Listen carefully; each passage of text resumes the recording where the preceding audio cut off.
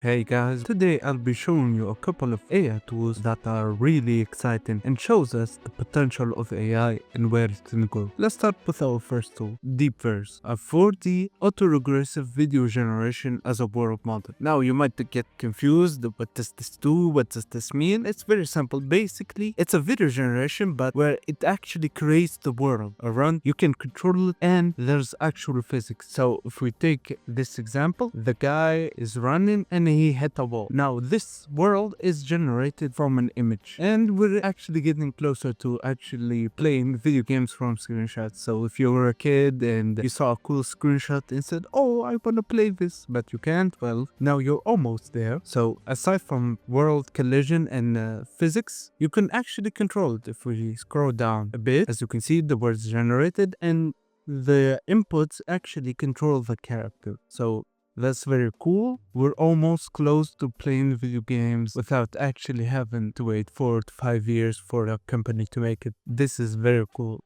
The next tool is this, Seed VR. Now, what this tool does is basically upscale videos. If you go to their website, so as you can see, the original video is blurry, but when we pass the tool, it's very HD. If I do say so myself. This is another example.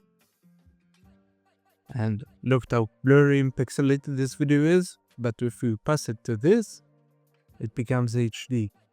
Now, this is a huge step. Basically allows us to restore old videos. Like if you had like a family video, like from the 60s or something, and you want to bring it up to HD, you can do it with this tool. It's a very cool tool because we had a lot of image upscaling, but we never really had video upscaling.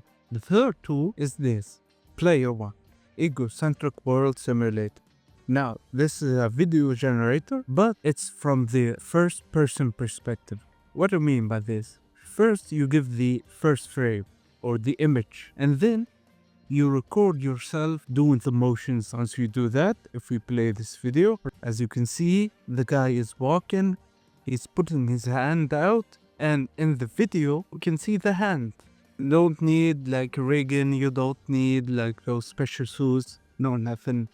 Just you, image, and the image will be turned into a video replicating your motion in the first person view. Now that's important because not many video generators do the first person. Most of them stay in third person and the sceneries and stuff, but doing first person and replicating your movement is generally insane. So this was the third tool, and now on to the final tool, Part Crafter. Now if you follow this channel, you might know that we love 3D, but this tool is special.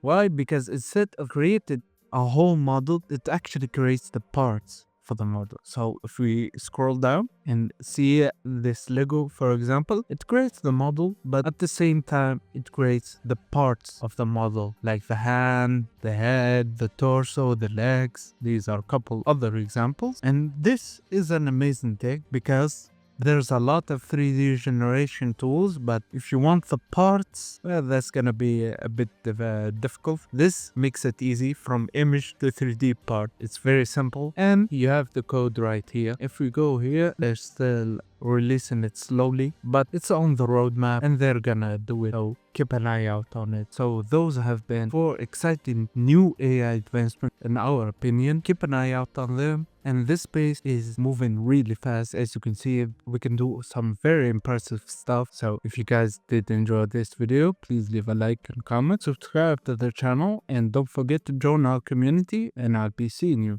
in the next video. Goodbye.